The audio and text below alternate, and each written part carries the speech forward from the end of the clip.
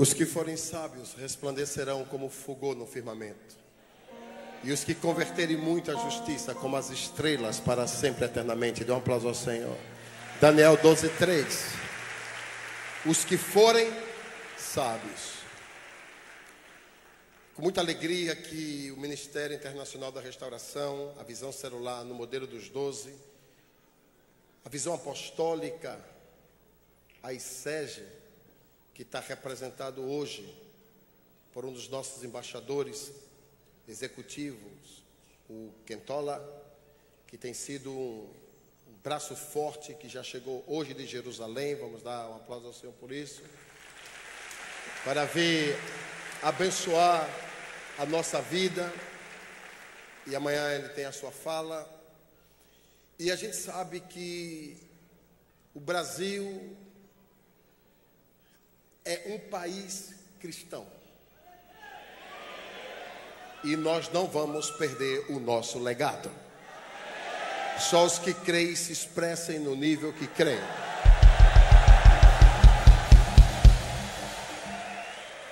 Não, eu falei, os que creem se expressem no nível que creem. Diga, eu sou inegociável.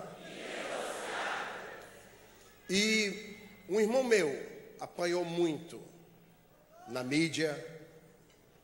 Foi horrível o que fizeram com ele. E eu vi pouco crente tomando causa. E eu vi que a nossa geração está vivendo como a geração de Benjamim, associada aos filhos de Belial. Por causa disso, muitos serão esquartejados. Juízes 19. Por não entenderem o papel profético. Mas na vida desse homem aconteceu uma profecia que está no livro de Neemias 13:2. Eu, o Senhor, vou converter a maldição em bênção.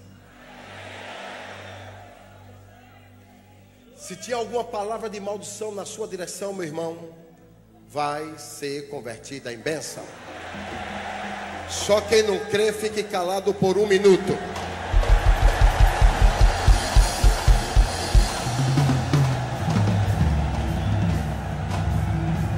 Se você crê, se expresse mesmo, porque hoje é uma noite apostólica.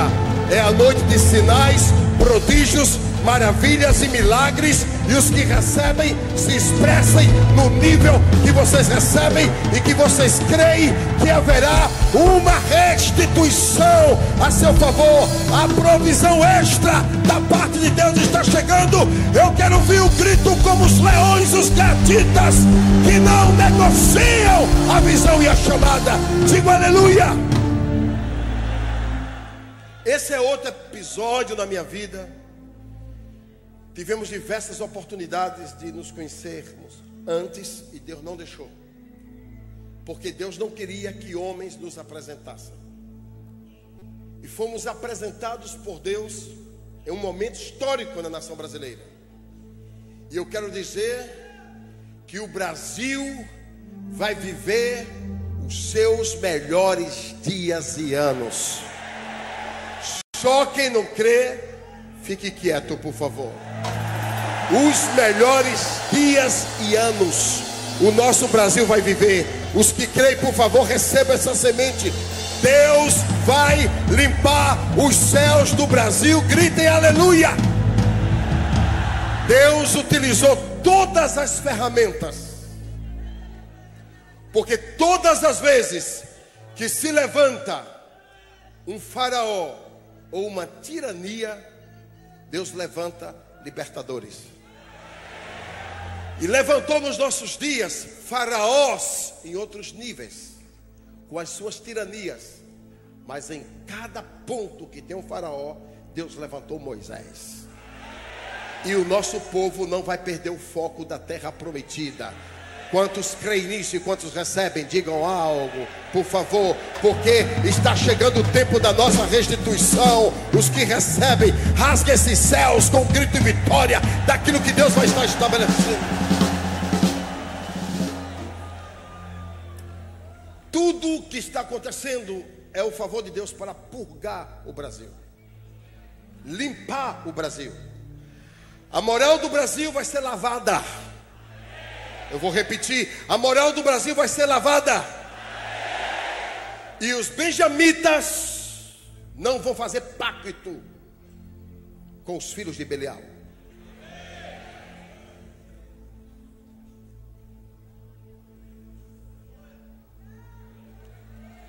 Homens de Deus, mulheres de Deus, uma voz diferente, não é a voz apenas de um pastor gospel.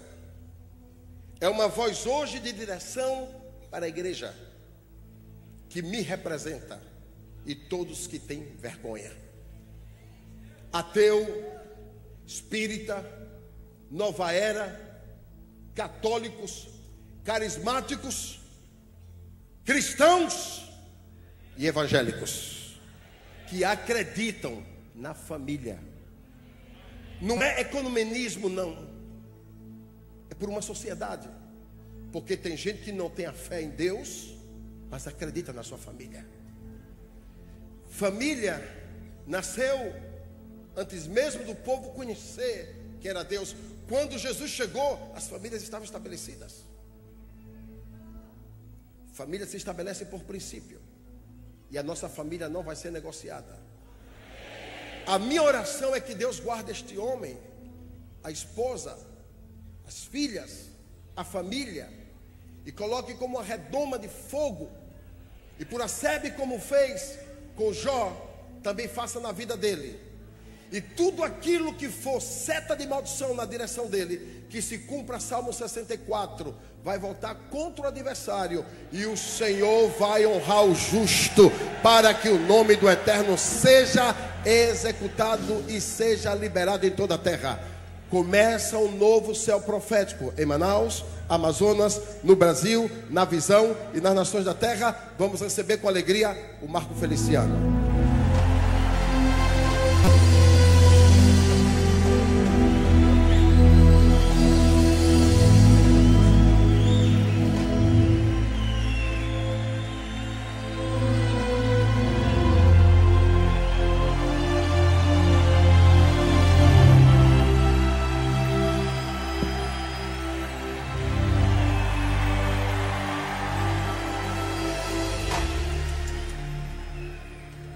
Glória a Deus. Eu cumprimento os irmãos com a paz do Senhor. Cumprimento os irmãos com a paz do Senhor. Quem está feliz nessa noite? Então encontre uma pessoa bonita do seu lado e dê um sorriso para ela.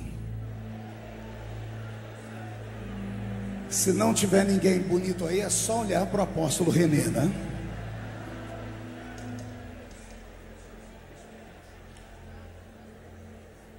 É uma alegria indizível poder estar aqui nessa noite. Há muito tempo eu desejei estar aqui convosco. Esperei que isso acontecesse em outro tempo, mas aprove a Deus fazer com que isso acontecesse hoje. Se fosse em outro tempo, eu tinha ganhado só um amigo. Nesse tempo novo eu ganhei um pai.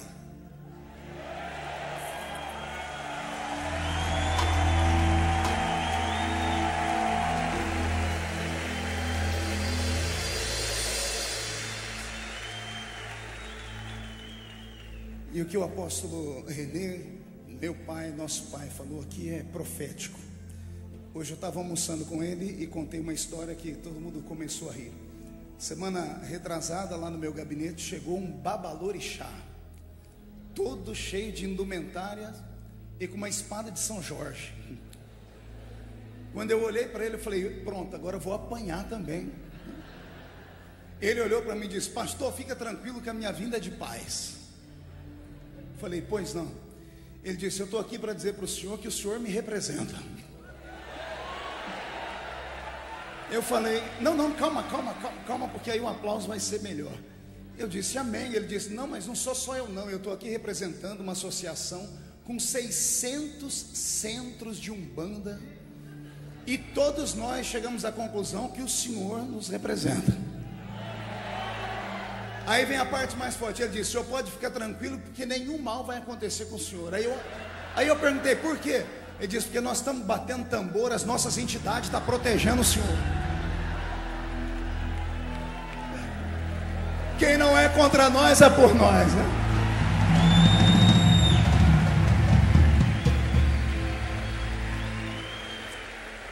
Glória a Deus, glória a Deus. Muito obrigado pelas orações, muito obrigado pelo que o Ministério Internacional da Restauração hoje representa na minha vida. Há quase um mês atrás, eu fui surpreendido pelo convite do apóstolo René para estar ali em Porto Seguro. Eu achei que ele estava me levando lá só para me ouvir, e de repente ele me deixou falar. E naquela noite Deus operou um milagre na minha vida, na verdade 2. Eu passei 90 dias sem agenda, porque as igrejas desmarcaram as agendas. Os meus programas de TV, meus missionários estavam quase passando fome. E naquela noite aconteceu um ato profético, e aquilo mudou a minha vida. As pessoas vieram ao altar, eu fiquei espantado, porque eu nunca tinha visto isso na minha vida. Eu sou assembleiano, e o assembleiano tem um probleminha: você fala em anjo, ele voa; fala em fogo, ele pula; você falou em oferta, ele desvia na hora, né? Eu sou assembleiano, eu estou dizendo isso porque eu sou assembleiano. Mas Jesus já está curando essa história. A igreja de Manaus é diferente,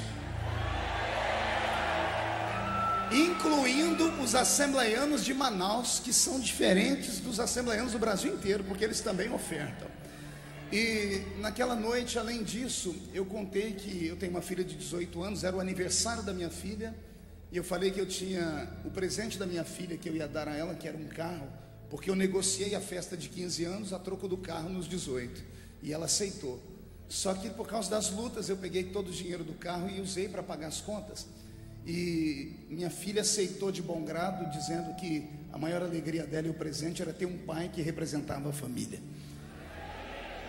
Na semana seguinte, apóstolo, um dos seus, lá do estado do Espírito Santo, ligou para mim e disse: pastor, eu preciso do nome da sua filha, os dados dela. Eu disse: por quê? Porque Jesus mandou eu dar o carro dela. Muito obrigado, muito obrigado, muito obrigado.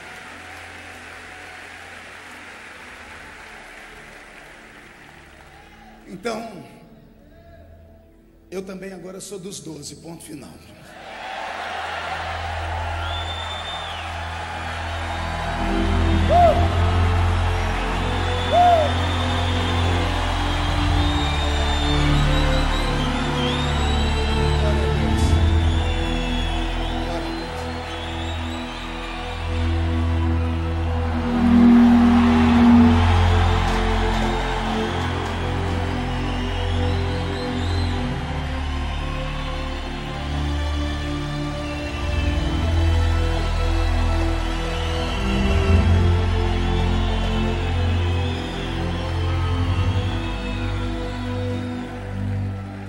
Eu estou todo arrepiado aqui.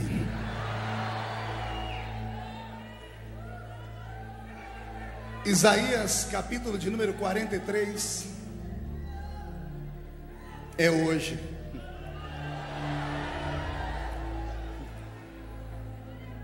Isaías, capítulo de número 43, versículos 1, 2 e 3.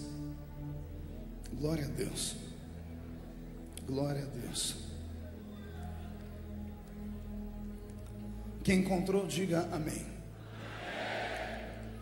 Mas agora assim diz o Senhor que te criou, ó Jacó, e que te formou, ó Israel: não temas, porque eu te remi, chamei-te pelo teu nome e tu és meu.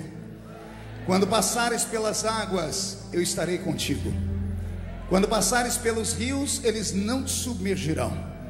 Quando passares pelo fogo, ele não te queimará, nem a chama arderá em ti, porque eu sou o Senhor teu Deus, o Santo de Israel, o teu Salvador.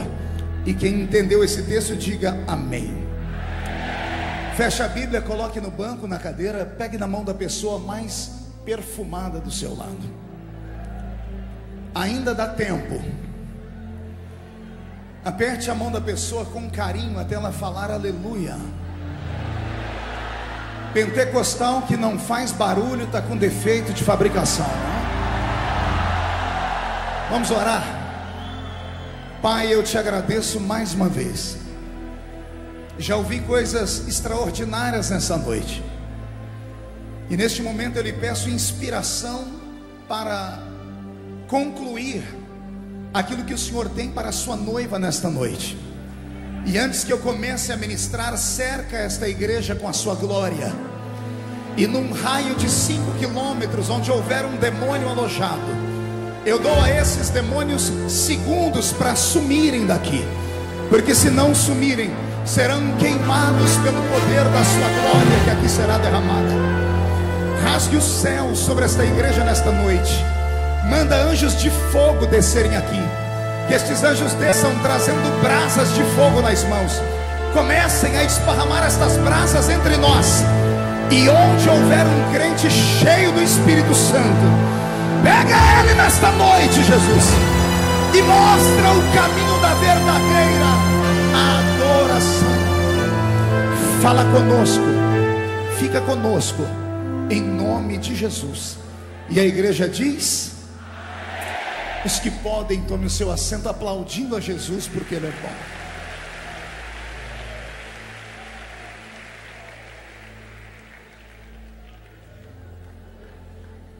É uma honra, um privilégio e uma grande responsabilidade ministrar depois que o apóstolo Estevão, pai de uma geração, ministrou aqui.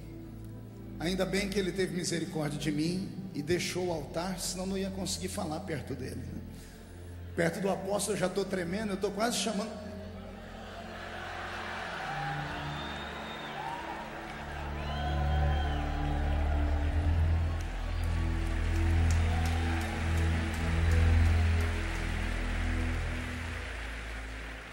Eu quase fiz o sinal da cruz. É a primeira vez que eu participo de um banquete onde o prato principal vem antes da entrada. Eu ministro o Evangelho de Cristo desde criança. Eu tinha 13 anos de idade quando comecei a ministrar. Hoje eu tenho 40, cara de 50, corpinho de 60. Você ri porque não é você. Mas na minha memória eu não tenho lembrança de nenhum culto sequer, desde a minha infância, onde eu tenha estado e eu tenha sentido a falta de Jesus. Pelo contrário, todos os cultos Ele esteve presente. Teve gente que não entendeu, então eu vou desenhar melhor. Não me lembro de nenhum culto que Jesus tenha sequer chegado atrasado. Às vezes, por força maior, fui obrigado a chegar depois que o culto começou e sair antes do culto terminar. Mas Jesus não, porque esta igreja é dele. Ele entrou aqui quando o primeiro crente entrou e só irá embora quando o último crente sair daqui, porque esta é a igreja dele e as portas do inferno não prevalecem contra ela. Eu estava perguntando a Deus o que ministrar numa reunião de líderes, e o Senhor falou ao meu coração que líderes às vezes precisam de um estímulo e relembrar a sua história, e lembrar que só estão aqui porque houve uma chamada divina em sua história. Houve todo um empenho dos céus, um investimento sagrado de Deus, e o resultado de todos os tombos e levantes, de todas as vezes que você foi aplaudido pelas vitórias e vaiado pelas faltas, tudo isso culminou na construção do ser que você é hoje. E o que eu venho te falar é uma mensagem divina. Você não é normal. Você é um sonho de Deus encarnado aqui nessa terra. Eu leio a Bíblia desde criança. Eu li a Bíblia inteira a primeira vez, eu tinha 9 anos de idade. Eu era coroinha no catolicismo. E li a Bíblia Ave Maria de capa a capa. Ela tinha 7 livros a mais do que tem a nossa. Depois disso li a Bíblia algumas vezes, escrevi alguns livros sobre ela, e todos os dias me deparo com uma revelação profunda. Nos áureos anos de teologia, ouvindo os meus pastores, ficava eu desejando ser como eles, ter a interpretação perfeita, até que um dia um deles me disse: não há interpretação concreta acerca de um texto, porque a Bíblia não é um livro normal, a Bíblia é um livro extraordinário. Uma vez viajando pelo mundo, alguém me perguntou: você parece ser um rapaz inteligente e acredita num livro que tem mais de 40 autores? Saí à defesa e disse: não, a Bíblia não tem 40 autores, ela tem 40 escritores, autor é um só, e ele está sentado no alto trono nessa noite, recebendo o louvor da nossa igreja. Então esse livro, não há homem na terra que possa dizer, bater no peito: eu sei tudo acerca dele. Quando criança assistia ao grande evangelista americano Jimmy Swaggart, e ele dizia: somente em João 3,16 eu tenho 25 sermões, e cada um deles de 2 horas. E eu ficava imaginando como é que alguém pode falar 50 horas somente em um versículo. Entendi então que a hermenêutica vai além daquilo que aprendemos dentro de um seminário. Existe a maneira, ou o fato histórico do texto, existe a maneira da interpretação, da aplicação para o seu tempo e espaço geográfico e o seu povo, a sua etnia, mas também existe a interpretação que é a mais difícil de ser aceita, mas é a mais fácil, com que Deus encontrou para falar ao coração do homem, que é a interpretação para o espírito do homem. Então nesta noite eu quero falar para o espírito dos senhores. Eu espero que hoje os apóstolos e os pastores todos tenham ouvido de ovelha, porque se tiver ouvido de ovelha, vão se alimentar bastante aqui. Posso ouvir mais uma bem por isso? Olhe para o seu irmão e diga para ele: aperte o cinto. Nós vamos decolar aqui agora. Pastor Roberto, mude a música para mim. O livro do profeta messiânico, ele é cheio de revelações profundas. Nenhum outro profeta teve uma visão como teve Isaías acerca de Jesus.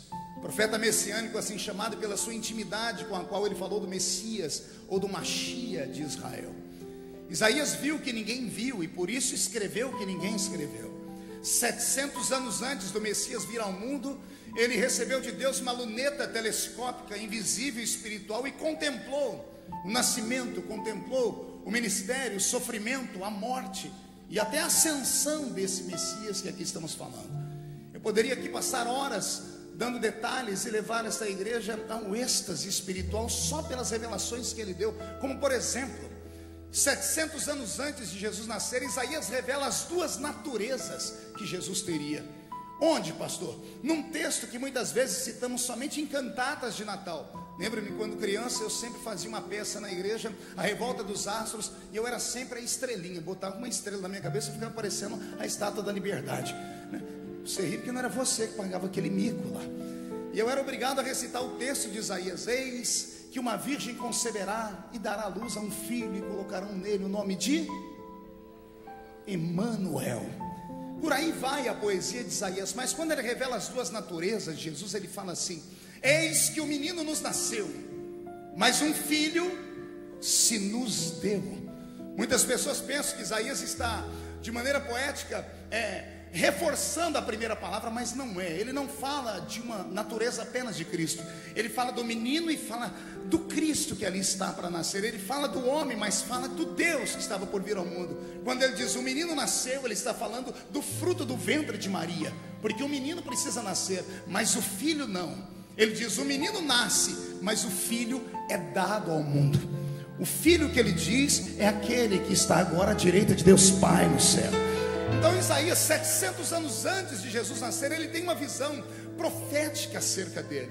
Na verdade, quando ele põe o nome de Jesus já naquele tempo, dizendo: e o seu nome será Emanuel, que significa o que, igreja? Não ouvi? Pois bem, eu também pensava que era Deus conosco, mas quando você começa a estudar o texto de maneira um pouco mais aplicada, você vai ver que a palavra Emanuel não é um nome próprio. Em um dos textos originais, ela é separada por 2 hífens. São 3 palavras que juntas na sua fonética se fala Emanuel, mas na verdade é Immanuel. A palavra in, que no inglês é aplicado para dentro, a palavra men significa homem, e homem vem de barro, vem de humus, vem de terra. E a palavra El é o sufixo que dá o grande nome ao grande Elohim, El Shaddai, o nosso Deus que está aqui. Então, quando aplicamos o texto Immanuel, dentro, barro, Deus, e colocamos na situação correta, fica Deus dentro do barro. Então, na verdade, Emanuel não é Deus conosco, é Deus dentro de nós. Deus conosco seríamos andando pelas ruas e Deus de mão dada conosco. Mas Deus dentro de nós é Deus nos pegando no colo e nos carregando para cima e para baixo. Eu estou pregando para homens e mulheres que são veículo de Deus aqui nessa terra. Você concorda comigo? Então murcha a barriga e sufre o peito, levante a mão direita para o céu. Agarre o ombro de quem está do seu lado com carinho e respeito. Chacoalhe a pessoa até ela ficar irritada, por favor. E diga a ele, você está entendendo? Diga, Deus te trouxe aqui hoje para isso. Só para te dizer que você é o veículo dele, ele mora dentro de você. E só quem tem Deus dentro de si, não dá um grito não, dá um berro de glória a Deus. Então, um livro do profeta messiânico, ele nos dá horas e horas de estudos proféticos como esse. Mas essa noite eu não quero usar uma forma teológica muito profunda de encarar o texto. O texto de Isaías 43, ele pode ser aplicado de uma maneira simples, que vai abranger a nossa alma e o nosso coração de uma maneira muito carinhosa. Eu pego o texto de Isaías, o livro completo, e divido em duas partes. Isaías tem 66 capítulos. Quantos capítulos? O livro de Isaías é dividido quase que, praticamente parecido com a nossa Bíblia protestante. Nossa Bíblia tem 66 livros. Ela é separada entre Velho e Novo Testamento, 39 livros do Velho, 27 do Novo. Quando você lê o Velho Testamento todo, você vê Deus falando com Israel. Quando você lê os 27 posteriores livros, você vê Deus falando com um novo Israel. O Deus do Velho Testamento parece que está com tanta angústia e ira com o homem, que se você torceu no Velho Testamento, parece que sangra. Mas quando você vai para o Novo Testamento, você vê um Deus apaixonado, amoroso, dizendo, vinde a mim vós, os que estáis cansados e oprimidos, e eu vos aliviarei. Se pegarmos Isaías e colocarmos essa mesma visão, entenderemos que Deus está dando dois discursos. Do primeiro capítulo ao capítulo 39 de Isaías, eu tenho um Deus irado, um Deus chamando a atenção do povo, com um dedo em rício, dizendo, ai dos que bebem, ai dos que se prostituem, ai dos que adoram outros deuses. Deus está chamando a atenção de todos. E de repente, como que num passe de mágica, do capítulo 40 para frente, Deus fica brando, Deus fica mais tranquilo, e Ele começa a falar coisas santas e profundas, tratando o povo agora não mais como servos, mas como amigos. E quando começamos a entender isso, eu um dia perguntei, Senhor, o que aconteceu do capítulo 40 para frente? Foi a maneira do Senhor me dizer, quando eu usava Isaías para repreender o meu povo, eu contemplava no futuro o povo ouvindo a repreensão e se convertendo, e a minha ira dura até que o povo se arrependa. Mas quando há arrependimento, a ira vai embora, e vem a bonança, vem o perdão, vem a restituição e vem a alegria. Do capítulo 40 para frente do livro de Isaías, eu tenho um Deus que está apaixonado. Eu disse que Deus está o quê? Podemos perceber isso no tom da sua voz, nos lábios de Isaías, no capítulo 43, quando ele diz assim, eu te chamei pelo teu nome, e tu és meu.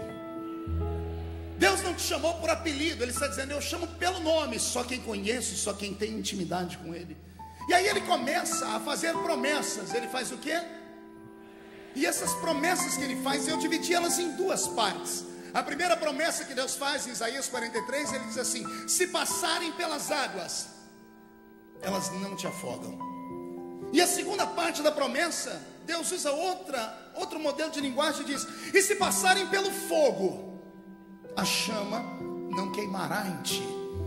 Esses dois textos podem ser aqui hoje, por esse pregador, e essa aplicação que eu vou dar, interpretar de uma maneira bem simples. Duas promessas para o mesmo povo. Todavia, no meio deste mesmo povo, ou de único povo que ele tem, haviam dois grupos que ele separou pelo meio. A um desses grupos ele diz, eu posso fazer para vocês promessas que vocês entendem. E ao outro grupo, posso fazer promessas que mesmo não entendendo, eles aceitam. A primeira parte da promessa fala sobre águas, fala sobre o quê? Não sei se você percebeu, quando eu disse e li o texto, se passarem pelas águas, elas não te afogarão. Houve um suspiro da igreja quando lemos o texto a princípio. Os nossos olhos e os olhos de alguns, que pelo menos eu notei, marejaram. Pessoas deram glórias a Deus, suspiraram profundo, porque esse texto, ao entrar na mente, desceu ao coração, do coração foi ao seu subconsciente ou o seu inconsciente e trouxe à sua memória que esse texto é real, é prodigioso, porque alguma vez na vida você viu isso acontecer, uma promessa que todos já puderam experimentar na vida. Quer ver? Quem aqui algum dia na sua vida passou por um processo de quase afogamento? Levante a mão para eu ver. E os que não levantaram a mão é tudo hipócrita, porque todo mundo já passou por um pré-afogamento, ou dentro da piscina, ou dentro do tanque, ou dentro de sabe Deus aonde, no Rio Negro aqui. Faz parte do ser humano passar pelo processo de afogamento, e é bom ter isso uma vez só na vida, porque a experiência é horrível. Então quando nós lemos Deus dizendo, se passar pelas águas, elas não te afogam, o suspiro da nossa alma é natural, porque o nosso espírito entendeu. Aqui no seu cerebelo, onde está alojado o seu espírito, vem uma mensagenzinha subliminar dizendo, isso é possível, porque você já experimentou isso alguma vez na vida, ou conhece alguém que já passou. Todavia, quando eu parto para outra parte da profecia, o nosso coração quase se tranca, porque o Senhor diz, se passar pelo fogo, a chama não te queima. A nossa mente tenta buscar no nosso inconsciente, e a única lembrança que temos é um fato bíblico que nós não vimos, mas ouvimos. E mesmo sabendo que há um exemplo apenas na história do mundo, na história universal da civilização humana, somente 3 moços experimentaram isso. Caíram no meio do fogo e saíram de lá vivos, sem nenhum fio de cabelo queimado. Eu não estou falando de pessoas que sobreviveram ao fogo, que sobreviveram com queimaduras de 1º, 2º ou 3º grau. Não estou falando de pessoas que ficaram deformados, não. Eu estou falando de pessoas que andaram pelo fogo e venceram o poder do seu calor. Senhoras e senhores, entendam que o fogo é o elemento mais poderoso que existe no nosso universo. O fogo derrete o ferro, ele evapora a água, queima a madeira, ele queima o plástico. O fogo é o elemento mais poderoso e Deus o usará quando ele for trazer juízo a esta terra. Foi Pedro que escreveu na sua encíclica, disse que Deus usaria o fogo para purificar esse nosso planeta. Não fui eu que disse, foi o Senhor quem disse. O ser humano naturalmente ele tem medo do fogo, por isso, pelo seu poder, o poder dele, o poder de destruição. Aí vem Deus e fala assim para o seu povo, não é para qualquer povo, é só para o dele, se passar pelo fogo, a chama não queima você. Percebeu que o grito de glória a Deus foi menor do que o grito das águas? Por quê, pastor? Porque o seu inconsciente ainda não consegue captar, não consegue compreender, e se compreende não consegue aceitar. Foi para isso que Deus me trouxe hoje aqui, para tentar explicar para você o que significa isso. O Senhor está enviando 2 promessas ao seu povo. Ele está dividindo o seu povo no meio e está dizendo, todo o meu povo é especial. Repita comigo, todos somos especiais. Agora ouça, mesmo todos sendo especiais, existe um grupo no nosso meio que não podem ouvir promessas absurdas, que não estão preparados para ouvir promessas loucas, que não estão preparados para ouvir promessas que humanamente falando é impossível, porque quando ouvem essas promessas debocham, desacreditam e até julgam o profeta, e pior, acabam julgando a profecia. Então para esse povo que o Senhor respeita porque são especiais, mas não estão preparados para esse nível de espírito, o Senhor fala na linguagem deles. Eles só acreditam em profecias naturais. Por exemplo, o pastor está pregando no culto, o apóstolo está dizendo para vocês, crê no Senhor Jesus Cristo e será salvo tu e a tua casa. Quem acredita nesse texto? Outro dia vem um outro pregador e ele está dizendo assim, está escrito na palavra, o anjo do Senhor acampa ao redor daquele que o teme e o livra do mal. Quem acredita nesse texto? Diga para o seu irmão, você crê nessas profecias? Crê nessas promessas? Agora pergunte a ele, por quê? Por que nós cremos nelas? Porque no nosso inconsciente nós sabemos que isso já aconteceu. O filho do nosso irmão foi salvo, a mãe da nossa irmã da igreja foi salva, então Jesus salva os nossos parentes. Por isso nós acreditamos. Sabemos de um irmão que sofreu um pré-acidente, lá no acidente que era para morrer, ele saiu ileso. Sabemos que o anjo do Senhor guardou e o protegeu, amém? Por isso, agora você está no culto, vem o pastor, olha para você e diz assim, assim diz o Senhor, vou eu entregar na sua mão o canal da Rede Globo e você vai ser dono dela.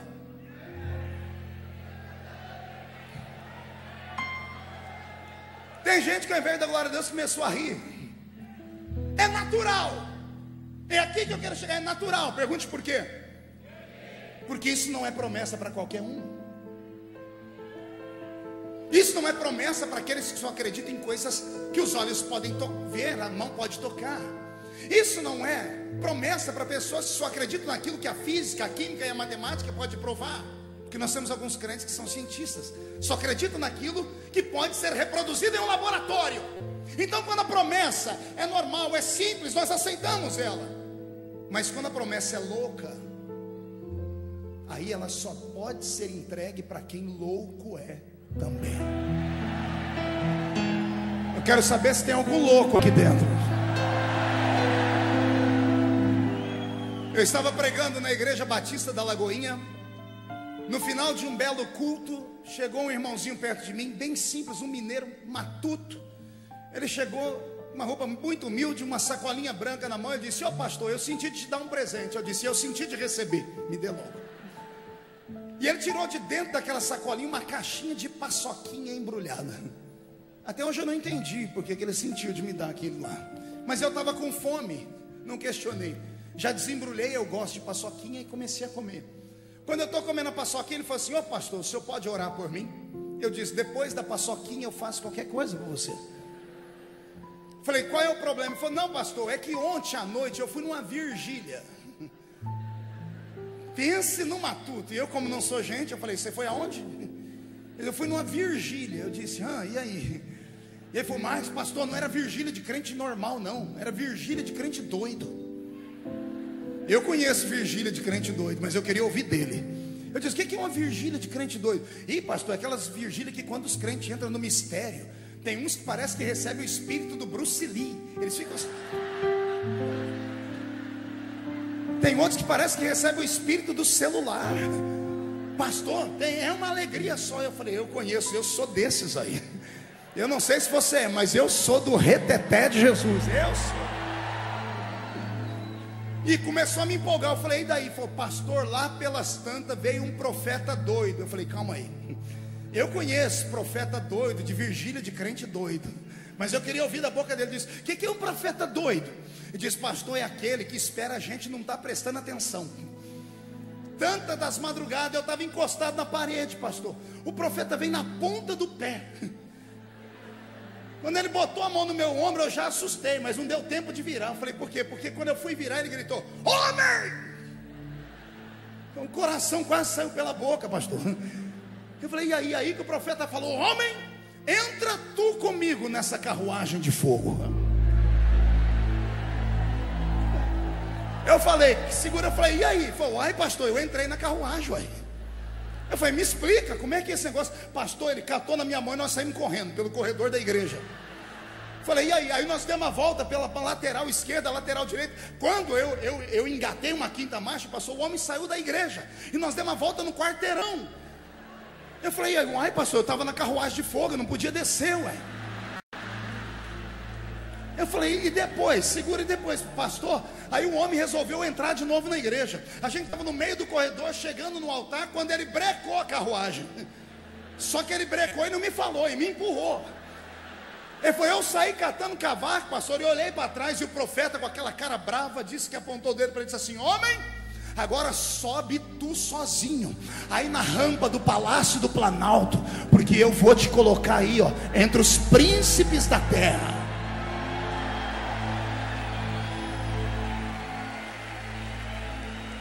Respire fundo. Eu também fiquei feliz como vocês. Mas ele acabou de contar, e ao invés de ficar feliz, ele teve uma crise de riso. Mas era um riso de deboche. E enquanto ele ria, eu enfiei a mão no meu bolso, peguei um cartãozinho e anotei meu celular. E ele olhou e disse: pastor, para que é isso? Eu disse: isso aqui é o meu número de celular particular para você. Ele pegou: nossa, eu vou ter seu telefone. Eu disse: vai. E ele falou: para quê, pastor? E eu falei: para quando você subir a rampa do palácio, lembra de mim quando entrar no seu reino. Ele olhou para mim e disse: pastor, eu. E abaixou o rosto. Quando ele levantou o olho dele, estava lacrimejando. Disse: pastor, eu moro num morro aqui em cima, que eu divido a casa com as trocentas pessoas. A porta da minha casa é escorada por uma cadeira de fórmica. Pastor, eu vendo doce nas esquinas de Belo Horizonte para poder levar comida para casa. Eu não sei ler nem escrever, pastor. Ele olhou para mim e disse: "Você acredita que eu vou subir a rampa do palácio?" Eu olhei para ele, sentindo Deus, disse: "Meu filho, se foi o meu Deus que falou, se foi o Deus que fez a estéril ser mãe de filho, se foi o Deus que quebrou a lei da gravidade, fazendo Pedro andar em cima das águas, se foi o Deus que quebrou a lei da matéria, fazendo um machado de ferro se transformar em isopor e flutuar por cima das águas, se foi o Deus que abriu no meio do Mar Vermelho um caminho para o seu povo passar, se foi o Deus que fez Jesus Cristo nascer aqui nesta terra sem a união de um homem e uma mulher, apenas pela encarnação divina, se foi o meu Deus, quem viver verá, para ver onde você vai chegar ainda." Na noite de hoje eu venho como mensageiro de Deus para te dar uma palavra. Volte a acreditar naquilo que Deus te disse. Por mais louco que tenha sido, por mais absurda que tenha sido aquela promessa, porque geralmente quando Deus quer falar alguma coisa grande para nós, Ele usa os pequenos, e os pequenos não têm aparência.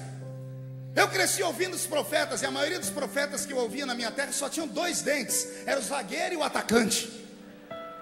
Quando falavam, erravam toda a língua portuguesa, e tinha uns irmãos estudados que diziam: "Isso não é Deus que está falando não, porque Deus não erra a língua portuguesa."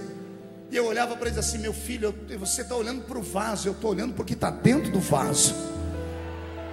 Deus essa noite te trouxe aqui só para te dar um puxão de orelha. Não é o seu diploma que vai fazer o seu ministério crescer, não é o seu carro importado, não é a grande igreja, não é o poderoso ministério, são aquelas palavras que te fizeram chegar onde você chegou hoje.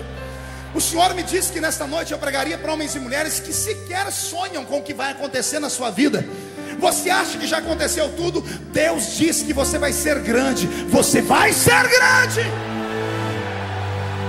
Deus disse que você vai chegar lá, e você vai chegar lá.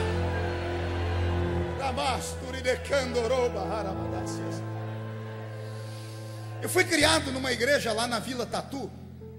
A igreja tinha 3 por 4 metros de comprimento, os bancos todos quebrados. Não tínhamos um instrumento, com exceção de uma sanfona e um pandeiro. O pregador que eu mais gostava de ouvir era o irmão Ovídio Ramos. É vivo ainda, tem quase 90 anos. O irmão Ovídio é um presbítero assembleiano, bem a rigor, aquele barrigão lá, cemitério de frango. Ele era um baita de um homem afrodescendente. Eu não posso falar mais nada além disso. Se eu falar qualquer coisa além disso, eu sou processado. Ele era um afrodescendente de quase 2 metros de altura, e a mão dele do tamanho de uma raquete de tênis. E eu ia para o culto ouvir o irmão Ovídio quando criança, não é porque ele pregava bonito, é porque ele fazia a gente rir. Ele era muito engraçado. Ele não sabia ler. Os diáconos da igreja não sabiam escrever. Os irmãos que congregavam lá não sabiam falar. Imagina quando o irmão que não sabia falar pedia para o diácono escrever um pedido de oração, ia parar na mão do irmão Ovídio. Era um Deus nos acuda. Quando ele lia de uma vez, a igreja fazia assim, Quando ele pegava e tentava adivinhar o que está escrito, ele levava para lá, trazia para cá e dizia: vamos orar aqui vamos orar pela irmã Isabel, que segundo consta fez uma cesariana. Levanta a Isabel na mocidade, é um menino de 12 anos. Irmão Vídeo, o que foi, filha? Eu não fiz cesariana não, só Isabel, eu estou aniversariando, viu? Esse era o meu herói. Um dia, Dério, eu me empolguei. Um dia eu estou no culto, o irmão Ovídio, todo inspirado. Nesse dia nós descobrimos que ele não sabia ler. Ele pegou o hino, a harpa cristã para cantar, e ele pegou o hino da harpa, que é muito bonito. Quem conhece aquele hino assim? Já refugia, tira, para, calma. Já refugia a glória eterna de Jesus, o Rei dos Reis, em breve os reinos. Esse hino é lindo, não é? O irmão Vide fez um milagre com esse hino. Ele conseguiu cantar esse hino com outra melodia. Ele começou assim: já refugia a glória eterna de Jesus, o Rei dos Reis, em breve os reinos desse mundo seguirão as suas leis, e os sinais da sua vinda já se mostram cada vez. Ele conseguiu cantar Asa Branca. Mas o melhor vem agora. Pergunte o quê? Só fala se todo mundo perguntar. Caiu um fogo no salão. E os irmãos entraram no mistério. E veio a irmã Maria de Paula, profetiza, e disse assim: você não vai dar glória a Deus não, garota? Eu disse: por quê? Você não está vendo que Deus deu para o irmão Ovidio um cântico espiritual? Fui criado nesse lugar, nesse ambiente simples. Esse velho não sabia ler. Quando ele estava empolgado, dizia: vamos ler aqui no livro de Exodo. Genésio então era normal. Um dia ele arrumou um problema e disse: vamos ler aqui no livro da profeta Joana. Aí o irmão falou: irmão, vídeo não tem Joana. Ele disse: vá se converter, mulher. É aquela que o peixe engoliu aí. Era Jonas. Mas o dia que Jesus me chamou, ele falou assim: hoje Jesus falou que vai levantar alguém aqui. E ele me deu um texto de tarde. Está no livro do profeta Albuquerque. Aí ninguém achava Albuquerque. Foi: irmão, vídeo não tem Albuquerque na Bíblia não. Ele disse: tem, está aqui, ó. Nós descobrimos naquele dia que ele não sabia ler. E alguém lá lia até ele decorar o texto. E à noite ele ia e fingia que estava lendo para a gente. E a pessoa que ensinar era muito atribulada, né? E ele falou: ó, aqui, eu vou ler para vocês. Olha o que o Albuquerque diz: aviva a sua obra, Senhor, no meio dos anos. No meio dos anos a notifica. Na ira lembra-te da misericórdia. Era o profeta Abacuque. E naquele dia a palavra do profeta Albuquerque entrou aqui, ó. E Jesus falou profundamente comigo. Lá nesse salãozinho, nesse culto, levantou a irmã Maria de Paula. Pense numa figura. A irmã Maria de Paula levantou numa inspiração divina, virou onde eu estava e apontou o dedo no meu nariz. E profetizou num idioma que vocês aqui da capital não entendem, então vou traduzir. Ela profetizou em rocianês. É o idioma de quem mora na roça, né? Ela disse assim, vou trazer as palavras para os nossos dias: meu filho, chegará um tempo na sua vida que eu vou te usar tanto, mais tanto, que você vai falar para cima e para baixo, para a esquerda e para a direita, para frente e para trás, ao mesmo tempo. Porque eu tenho pressa em voltar para arrebatar a minha igreja. Eu dei glória a Deus como vocês. Quando eu e mais os irmãos estamos alegrezinhos ali, até o irmão Vídeo chorou nesse dia. Do lado dele tinha um outro presbítero que havia terminado o estudo de teologia. Ele pegou um sininho, as Assembleias de Deus tinham um sininho debaixo do púlpito antigamente. Chacoalhou o sininho até todo mundo quietar. E falou assim: irmã Maria de Paula, Jesus te usa sempre, mas hoje eu não sei quem te usou não. Pense numa confusão, 20 pessoas. A velha olhou para ele e disse: o que é que o senhor quer dizer com isso? A senhora profetizou uma heresia. E ela falou: o quê? Ele: heresia. Disse: que é isso? Heresia é o que leva o homem para o inferno. Ela disse: não falei esse trem não. Eu falei que Jesus vai pegar esse menino e usar ele para cima, para baixo, para a esquerda, direita, frente, atrás ao mesmo tempo. E ele insistiu: isso é uma heresia. E ela falou: por quê? Ele disse: porque esse atributo só Deus tem. Só Deus é onipresente. Só Deus está em cima, embaixo, à esquerda, à direita, à frente, atrás ao mesmo tempo. Só Ele está em todos os lugares ao mesmo tempo.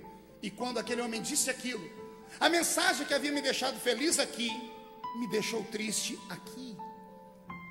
Eu fiquei numa dúvida cruel. Eu olhei para a cara daquele presbítero estudado e o que ele falou fazia sentido aqui na minha mente.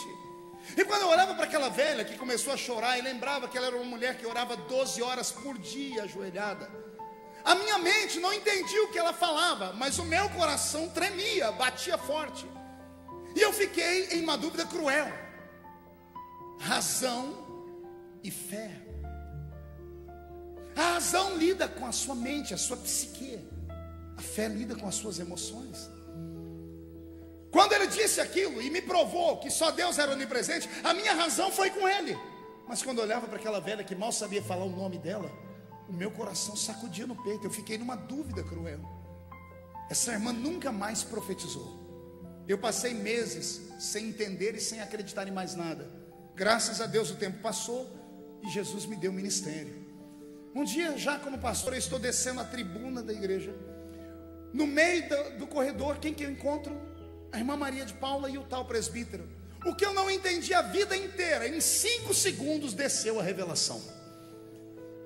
Eu olhei para os dois, pedi para que eles se sentassem, falei, preciso falar com vocês. E ele olhou para mim e disse, o que o senhor precisa? Eu disse, o senhor se lembra daquele culto assim, assim? Ele falou, me lembro. Está na hora do senhor pedir perdão para ela. Ele olhou para mim e disse, perdão a ela? Para quê? Eu falei, ora, o senhor humilhou essa mulher e matou o ministério dela. Ele disse, quem mandou ela dar lugar à carne? E eu saí a defesa, ela não disse da carne. Ele falou, não? Então foi o diabo que usou ela. Eu disse, por quê? Ora, onipresença é um dom, é um atributo que só Deus tem. Você virou Deus, rapaz. Eu disse, não. E também disse, ela não estava falando de onipresença. E ele falou, estava falando do quê? Eu disse, ela estava falando de tecnologia. Não entendeu? Eu vou desenhar. Calma, calma. Nem eu, nem ele, nem aquela mulher sabíamos que lá de uma cidadezinha pequena, na Vila Tatu, Deus ia levantar um menino. E esse menino ia vender mais de 10 milhões de DVDs no Brasil, em países de língua portuguesa, DVDs traduzidos em inglês e espanhol. Alguém aqui já assistiu um DVD meu? Nem eu, nem aquela velha, nem aquele homem sabíamos que um dia Deus ia me dar um programa de TV. Nem eu, nem ele, nem ela sabíamos que um dia Deus ia me dar canais no YouTube. Eu tenho mensagens no YouTube. Depois desse problema, então, cada mensagem minha foi assistida 4, 5, 6 milhões de vezes. Ou seja, só Deus sabe, nesse momento, enquanto eu estou falando aqui em Manaus, quantos caminhoneiros estão singrando esse nosso país e na boleia do seu caminhão está ouvindo o Sonho de José num CD. Só Deus sabe, do outro lado do mundo, eu preguei em 73 nações do mundo, em vários continentes, em fusos horários diferentes. Só Deus sabe quantos estão nesse momento abrindo o YouTube e assistindo o Dia da Aprovação. Só Deus sabe quantas pessoas nesse momento, em outros lugares, estão na sua casa colocando um DVD na televisão. Ou seja, quando Deus fala, por mais louca que seja a profecia, Ele cumpre ela. Hoje eu falo em cima, falo embaixo, falo à esquerda, falo à direita, falo para frente e falo para trás. Por quê, pastor? Porque Deus não é homem para mentir, não é filho do homem para se arrepender daquilo que Ele fala. Eu quero saber se alguém aqui tem uma promessa de Deus na sua vida. Então permita-me te fazer uma pergunta. Se você ainda tem uma promessa dessas, que é uma promessa maluca e louca, por que você travou o seu ministério? Por que você limitou a sua fé? Por que parou de olhar para as coisas extraordinárias, aquilo que os olhos não conseguem alcançar, e passou a ler apenas uma cartilha ministerial? Por que você parou a olhar o seu belo templo, a sua pequena igreja, e dentro daquelas 4 paredes diz, está aqui a promessa de Deus?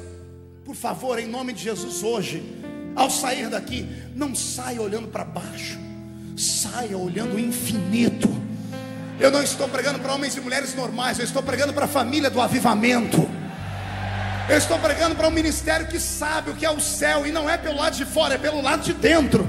Quando você sair deste lugar hoje, Deus vai mexer com a sua estrutura, Deus vai mexer com o seu ministério, a sua igreja vai sofrer um colapso espiritual, Deus vai entregar a chave da cidade na sua mão, o diabo vai ter que se mudar da sua cidade, e nós vamos chutar ele para o inferno, porque é tempo de um renovo.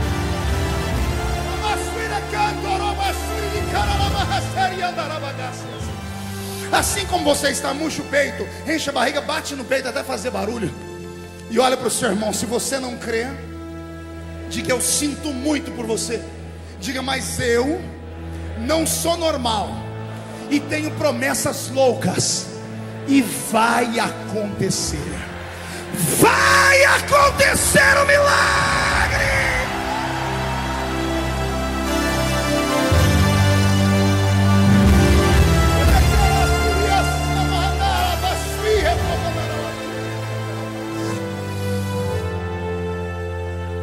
Sabedoria é você ver o que ninguém vê.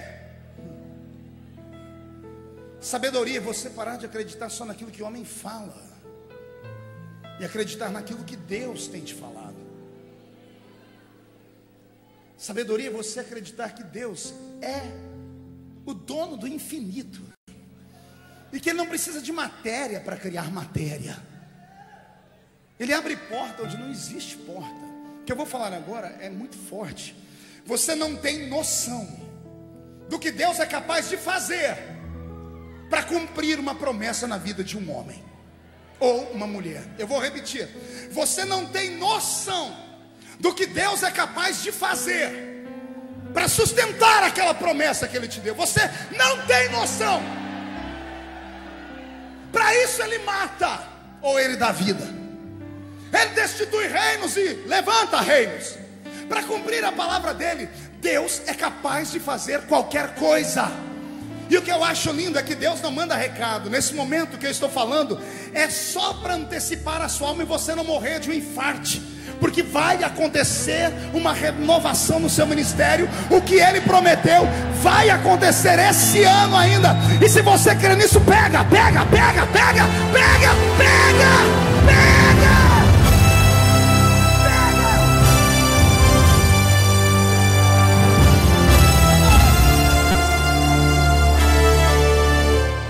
Não olhe as circunstâncias. O problema é que toda promessa passa pela prova e pelo teste do tempo e da paciência. Toda promessa divina passa pelo teste do tempo e da paciência. O problema é que nós ouvimos o profeta hoje e traçamos uma linha reta, sem obstáculo, entre o dia da promessa e o dia do cumprimento dela. Mas Deus não quer gerar filhinhos de papai. Filhinhos de papai é aquele que recebe de graça, de mão beijada, e por isso não dá valor naquilo que tem. O que não custa nada não vale nada. Por isso que a promessa de Deus na sua vida é grande. E se é grande, o tamanho da promessa é o tamanho da luta, do sofrimento, da dor, da provação, da calúnia. Aguenta o tranco. Vou falar de novo: aguenta o tranco. Deus não levanta qualquer um. Escute: Deus é capaz de saltar muralhas por alguém fraco, mas pelo covarde Ele não pode fazer nada. Vou falar de novo: pelo fraco Deus é capaz de colocá-lo nos braços, mas pelo covarde Deus nada pode fazer, porque o covarde não acredita nele mesmo. Sabe qual é o seu problema? Você não acredita em si mesmo. Você não acredita no que Deus falou. Ele disse, você diz: não, eu não posso, eu não tenho condições, jamais. Enquanto você se autonegar, você negará a promessa de Deus na sua vida. Ah, pastor, mas eu não sou. Você não é para você e nem para os homens. Mas você não é o que os homens veem, e você não é nem o que você vê. Você é o que Deus vê. Você pode ter nascido Jacó, te chamaram de enganador. Num período da sua vida você até se chamou de Esaú, porque ficou com inveja dos outros. Mas o certo é você entrar no Val de Jaboque, e lá Deus vai te fazer a pergunta: qual o seu nome? E quando você fala: eu não passo de um enganador, Deus diz: não, isso é o que o homem disse que você é. Você é Israel, você é príncipe. Eu estou pregando para príncipes e princesas nesta noite aqui. Agora não basta ser príncipe e princesa, porque às vezes, se o príncipe e a princesa andar pelas ruas da cidade e não tiver uma coroa na cabeça, não vão saber que você é príncipe e princesa. Perdeste a coroa quando você se inclinou diante do problema, quando você se desacreditou. Ao se inclinar, a sua coroa caiu, está por aí, empoeirada. Hoje você vai se inclinar pela última vez, mas dessa vez é para pegar a coroa de volta. Você vai colocar essa coroa na cabeça. Escuta o que eu vou dizer: quem viver verá, para ver o que vai acontecer na sua vida. Deus vai marcar esta festa com a unção da honra.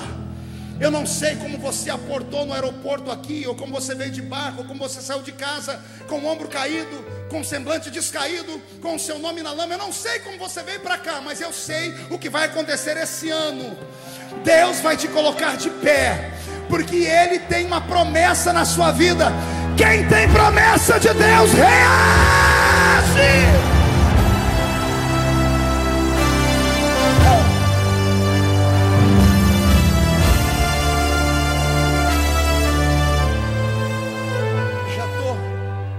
Caminhando para os finalmente.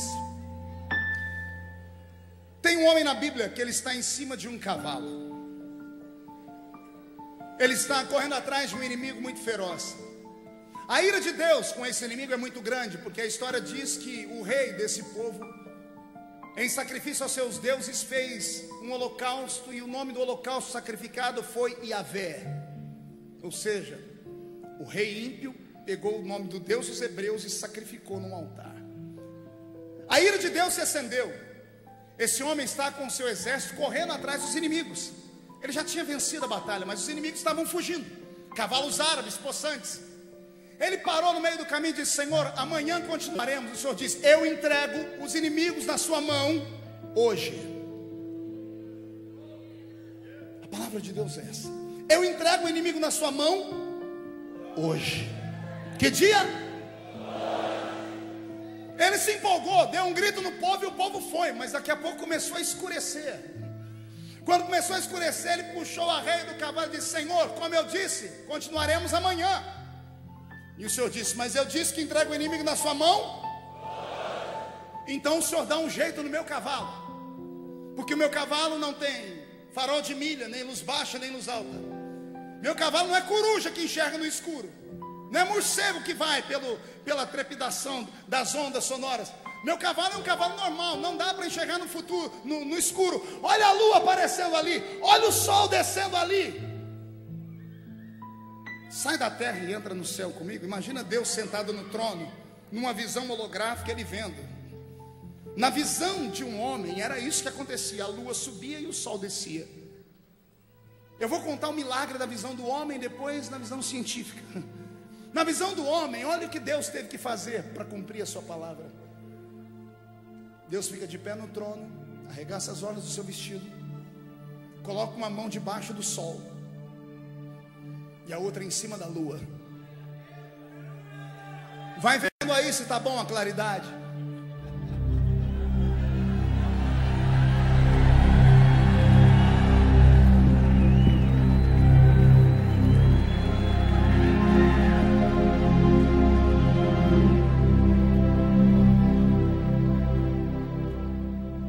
Isso foi na visão humana. Só por isso nós já daríamos glória a Deus muito tempo. Mas quem conhece um pouco de ciência, coisa que aquele homem não conhecia naquele tempo, vai saber que esse nosso planetinha azul, muito lindo, chamado de planeta Terra, mas tem que ser chamado de planeta Água. Esse nosso planeta é um milagre, porque o eixo que o sustenta é invisível e imaginário. Sabemos que essa Terra passa por dois processos: o processo de rotação e de translação. Leva 24 horas para dar um giro inteiro ao redor de si mesma, e leva 365 dias de 24 horas para dar um giro completo ao redor do Sol. Quando ela gira em torno de si mesma, temos o dia e a noite. Quando ela gira ao redor do Sol, temos as 4 estações do ano. Quem entendeu até aqui, diga: eu entendi. Quem conhece um pouco de ciência sabe que a Terra gira no sentido horário, no sentido do seu relógio. Solte a água na pia da sua cozinha e você vai ver que a água também lá gira no sentido horário, por causa do magnetismo da Terra. Tudo gira conforme gira a Terra.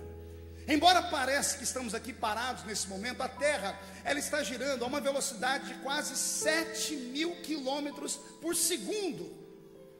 Não entendemos isso, não conseguimos absorver isso por causa do tamanho da plenitude dela e pela nossa estática de sermos seres tão pequenos aqui. Mas ela está girando.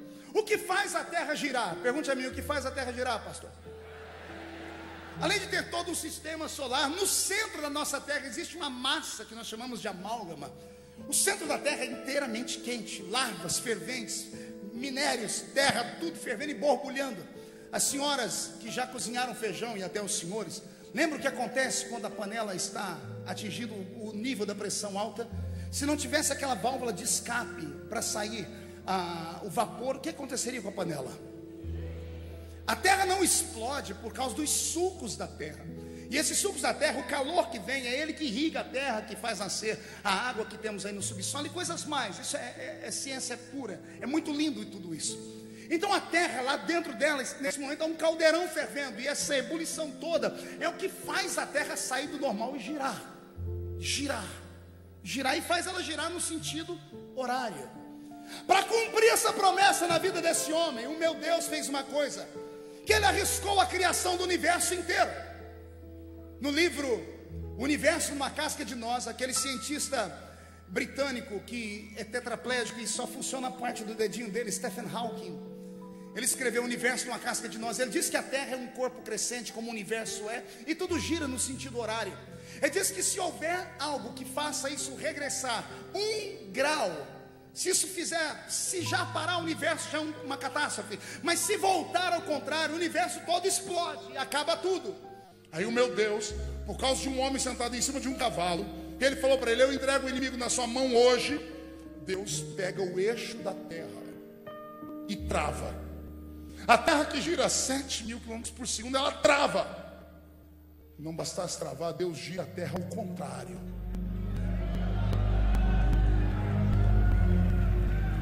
Não, você não entendeu, eu vou falar de novo. Além de acontecer isso, Deus gira a terra ao contrário, ameaçando a construção de todo o universo dele, só por causa de uma coisa. Pergunte o quê? Só fala se todo mundo perguntar. Só se perguntar gritando. Porque ele deu a palavra dele. Passa o céu, passa a terra, mas as minhas palavras jamais vão passar. Você vai chegar naquele lugar. A sua família vai ser salva. O seu marido pode estar lá na rua agora, os cachorros lambendo a boca dele. Tem promessa, você vai viver para ver o seu marido na igreja pegando ainda.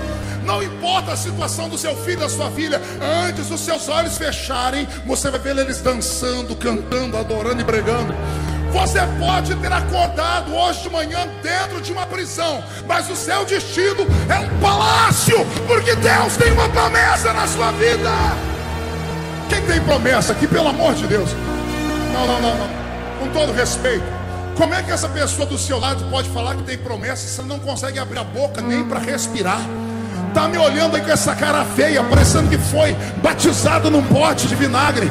Me olhando com esse olho seco, parecendo olho de sapo que morreu no dia de enchente. Segura, com essa boca de aço, essa língua de ferro, esse queixo de concreto. Deus está falando só para quem tem promessa.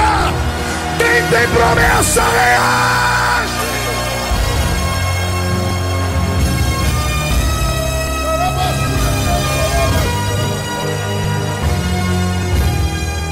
Pegue na mão do seu irmão, de pé todo mundo. Amanhã vão vir mestres pregar, vão falar coisas profundas, mensagens escalafobéticas. Para o nosso primeiro contato, eu trouxe essa mensagem simples, mas ela é revigorante. Vai acontecer algo extraordinário na sua vida.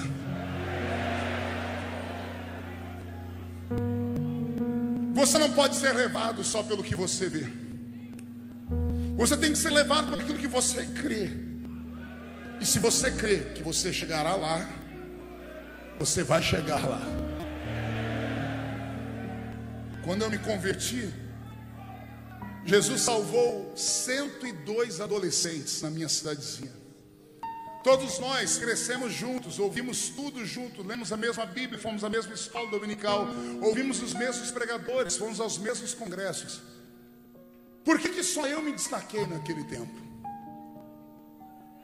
Para me destacar, eu recebi alguns apelidos: fanático, desequilibrado, beato, rato de igreja era mais ofensiva. Eles diziam que não precisava tudo aquilo para servir a Deus, mas havia dentro de mim uma fome. Esta fome provoca a Deus. Nessa noite você precisa voltar a provocar Deus, apóstolo, bispo, pastor, evangelista, presbítero, missionário, missionária. Você não pode voltar mais para a sua igreja com essa estrutura humana apenas. Você precisa renascer por dentro. Precisa voltar a ter emoções. Precisa voltar a sentir, a buscar, a acreditar. Aquela fé simples e até louca de quando era um jovem crente. Isso precisa renascer, porque Deus vai te levar para águas profundas. Quantos querem navegar em águas profundas? Pegou na mão de quem está do seu lado? Eu vou te desafiar a adorar a Deus agora. Mas adorar a Deus de maneira extravagante. Consegue isso? Pastor, mas olha quem está aqui do meu lado. Tenho certeza que esse que está do seu lado não paga as suas contas. Tenho certeza que na hora da prova não é ele que coloca o ombro debaixo do seu. Eu te desafio, nesta noite, a voltar à simplicidade do Evangelho. E só quem nasceu para adorar, adore ao Senhor.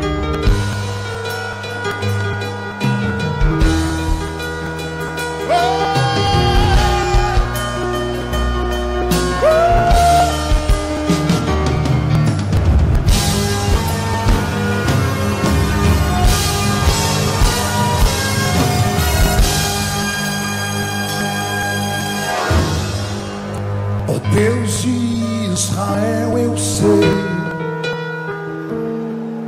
eu não vim a esse mundo para adorar outro rei.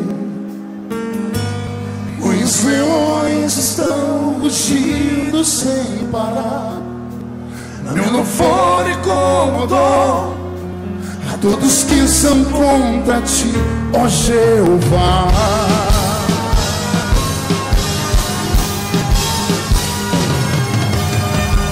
Nada pode ter calado o louvor do meu coração.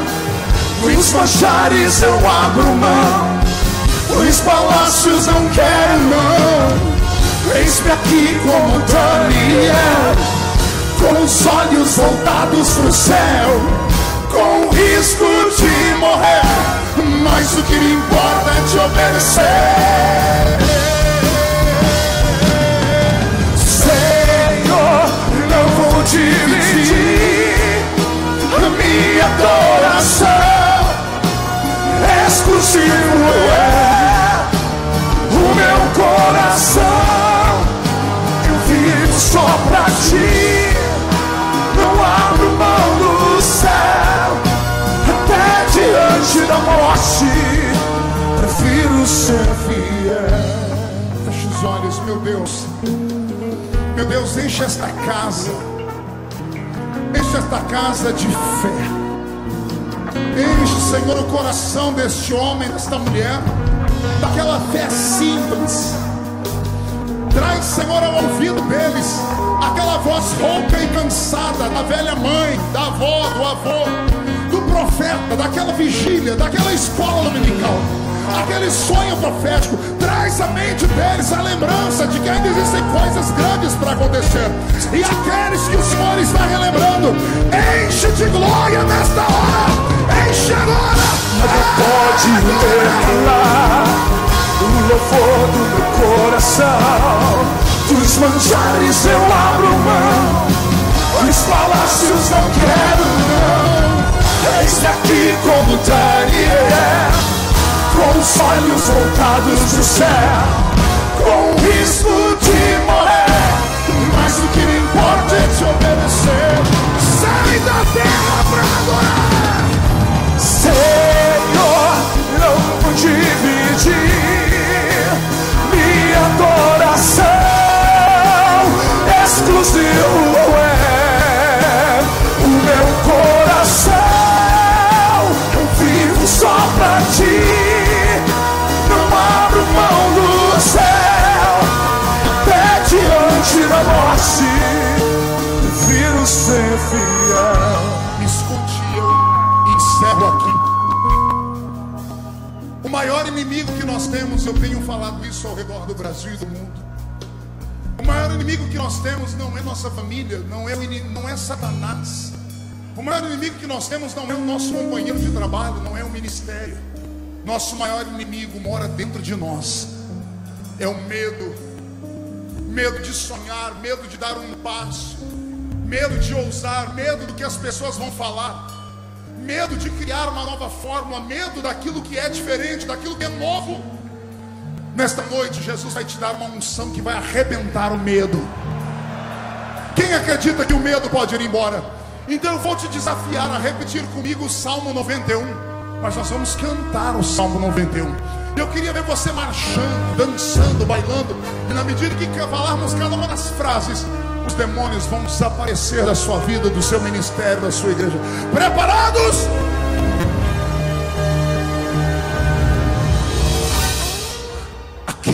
Habita o esconderijo do Altíssimo, sombra do Onipotente descansará. Direi do Senhor, Ele é o meu Deus, meu refúgio, minha fortaleza. Ele me livra do laço do passarinheiro e da peste perniciosa. Ele me cobre com suas penas e debaixo de suas asas estarei seguro. Eu não temo espanto noturno, nem seta que voe de dia. Peste que ande na escuridão, nem mortandade que assole ao meio-dia. Não importa quantos caiam do seu lado, direita, esquerda, eu sou protegido. Se eu for fiel, eu moverei o céu. Ele envia anjos para me guardar. Senhor, não vou dividir a minha adoração. Exclusivo é o meu coração. Vivo só pra ti, não abro mão do céu, até diante da morte. Mão direita erguida ao alto da cabeça. Só quem tem promessa, só quem tem promessa louca, abra sua mão e diga comigo: todos os demônios que roubaram os meus sonhos, a minha fé, as minhas promessas, tocaram na minha família, minguaram o meu ministério. Eu ordeno, não estou pedindo, estou ordenando. Venha para a palma da minha mão, pegue na sua mão e segure com força. Eu vou contar até 3, você vai jogar no chão e vai pisar em cima. E eu queria que você abraçasse pelo menos 12 pessoas cheias do Espírito Santo e falasse para cada uma delas: as promessas vão se cumprir. 1, você nunca mais será o mesmo. 1,5, Manaus será conhecida no mundo como a capital do avivamento. 2, o Ministério Internacional da Renovação está ainda por viver o melhor de Deus. Está por acontecer ainda. Da restauração, eu profetizo que no 2,5 o Brasil será do Senhor Jesus. 2,75 a sua casa será a extensão desta glória. 3, jogue no chão, pise em cima. Não vou dividir a minha coração. Exclusivo é o meu coração. Eu vivo só pra ti, não abro mão do céu, até diante da morte. Quero ouvir vocês. Cante. Não vou dividir a minha adoração. Exclusivo é meu coração, o meu coração. Vivo só pra ti, vivo só pra ti. Não abro mão, não abro mão do céu, até diante da morte, até diante da morte. Prefiro ser fiel. Não vou dividir a minha adoração. Exclusivo é o meu coração. Eu vivo só pra ti, não abro mão do céu, até diante da morte. Só quem tem promessa grita.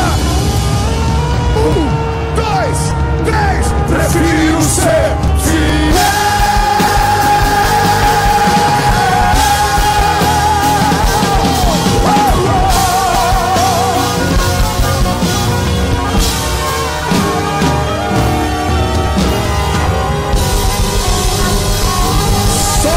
Promessa aplaude. Quem pode aplaudir e gritar? Quem pode aplaudir, gritar e dar um pulo pra cima?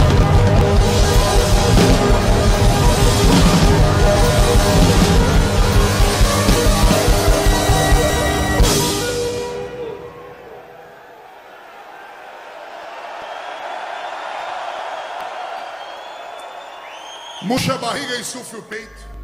Olhe nos olhos de alguém que está do seu lado e diga: é só o começo da festa. O melhor está por vir. Diga, mas venha acreditando nas suas promessas. Quem tem promessa de Deus? Segure na mão do seu irmão. Já vou devolver o microfone ao apóstolo. Me perdoe, eu passei 6 minutos do meu horário. Eu queria vir um dia aqui para pregar igual o senhor prega, 3, 4 horas, que eu já assisti uns. Me deram um dia um DVD, teve 3 DVD. Eu falei, o que é isso? É uma mensagem só. Eu falei, o sangue de Jesus tem poder. Há algo divino acontecendo. Nosso país vai passar por uma metamorfose. Eu profetizei lá em Porto Seguro, e vou profetizar aqui. E vai chegar um dia que os crentes de Manaus vão vir para o culto no meio de semana. Isso se o fuso horário não mudar, né? Carregando um radinho de pilha na mão, só para ouvir a voz do Brasil, que hoje ninguém escuta de raiva. Um dia nós vamos ouvir de alegria.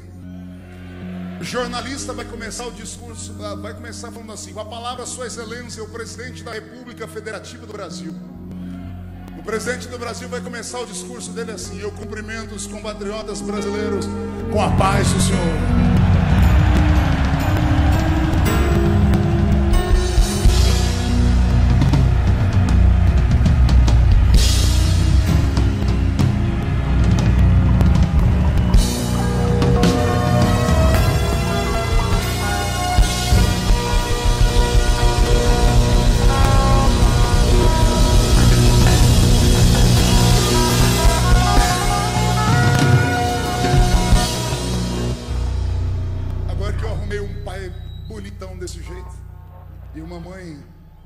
Uma mãe parecendo nem a rainha de Sabá teve uma roupa igual aquela. Eu não tenho pai, sou filho único de uma mãe solteira. Nunca tive ninguém para me dar umas palmadas ou puxar minha orelha. E no ministério foi a mesma coisa. Nasci no fórceps, por isso apanhei tanto. Sofri igual um sovaco de aleijado. Você ri porque não é você. E hoje eu me sinto amparado. O Senhor, como eu disse, foi um presente de Deus para a minha vida. Não me abandona, não. Não me abandona. Estou sendo sincero, não me abandona. Obrigado. Eu vou fazer um pedido. Não é costume das pessoas que vêm pregar aqui nessa tribuna, porque todo mundo que vem aqui é tudo abençoado. Eu tenho ali fora uns materiais, DVD, CD, livro. Eu estou vendendo até a minha sogra. Mas ninguém quer a bênção, não sei porquê. Essa semana eu tive um susto, apóstolo. Eu fico em casa 1, 2 dias por semana. Aí eu cheguei em casa um domingo à noite, já quase de madrugada, deitei, acordei com uma sede. Estou descendo do 2º andar da minha casa, quando eu chego no pé da escada, um vulto.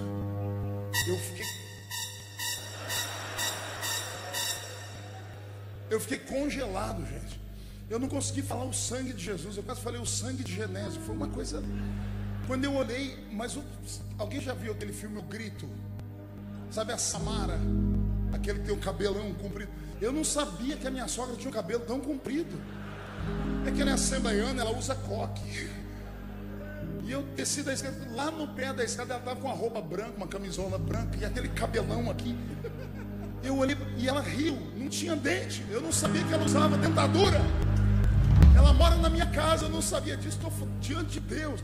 Quando eu olhei para ela, ela viu que eu falei assim: meu genro. Eu falei: ô velha.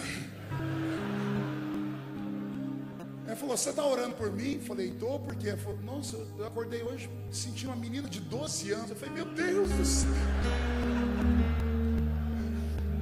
Então, além de aguentar os ativistas gays, além de trabalhar muito, eu ainda tenho que aguentar minha sogra na minha casa. Então vocês têm piedade de mim, gente. Passa lá na mesa. Eu tenho um kit aqui de mensagens que eu preguei nos Gideões Missionários da Última Hora. E eu falei com o apóstolo Renê, vou dar a notícia aqui. Se ele aceitar, já falei com a diretoria dos Gideões, eles estão ansiosos para que o senhor seja um dos preletores lá nos Gideões.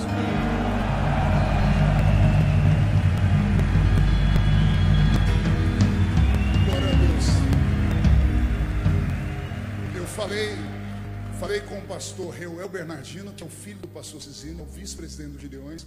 Ele disse: já ouvimos tanto falar do apóstolo René, já veio tanto convite, mas a gente não tinha contato. Agora tem um contato. Então ano que vem o senhor já se prepara, por favor. Imóvel Brasil. Então eu tenho aqui esse kit, são 12 mensagens. Eu prego lá há 16 anos. Eu tenho DVDs aqui, eu tenho livro, eu tenho CD de música. Eu botei na cabeça que canto, não tem quem tira agora. Se vocês puderem passar ali e me ajudar, eu vou agradecer. Muito obrigado. Beijo, Pai.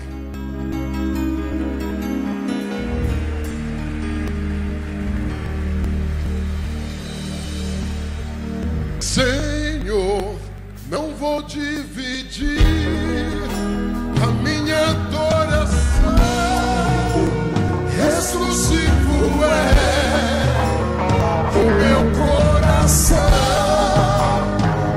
Só pra ti, não abro mão do céu, até diante da morte. Prefiro ser Senhor, não vou dividir a minha adoração. Exclusivo é o meu coração. Vivo só pra ti.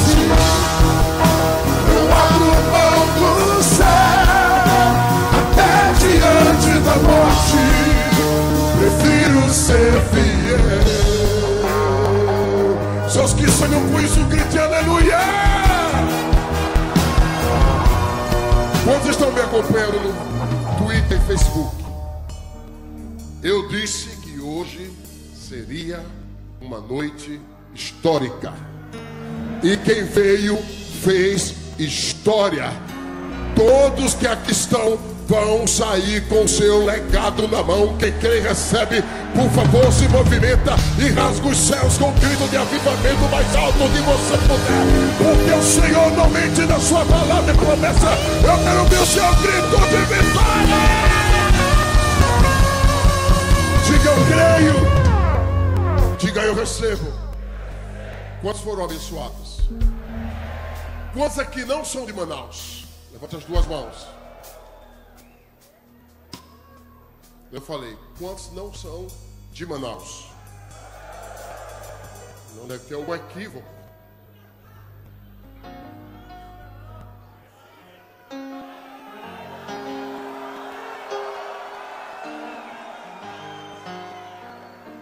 Dê um aplauso ao Senhor. O Brasil e as nações vieram e mergulharam aqui. Amanhã começa às 9h30. Vamos dormir até 8. Tomar um café até 8h30. 15 para as 9, sai do hotel. 9h30 começa. Horário business, porque estamos maduros. Um aplauso ao Senhor. Muito obrigado pela sua presença, Marco. Que noite linda. Obrigado, Marco. A sua presença aqui foi um marco. E vamos dar um aplauso pela vida dele. Vamos dar um aplauso pela vida do Roberto Marinho, esse querido aí, que trabalhou muitos anos com Benihim e agora está trabalhando com o querido aí, o Marco Feliciano. Quantos foram abençoados hoje à noite?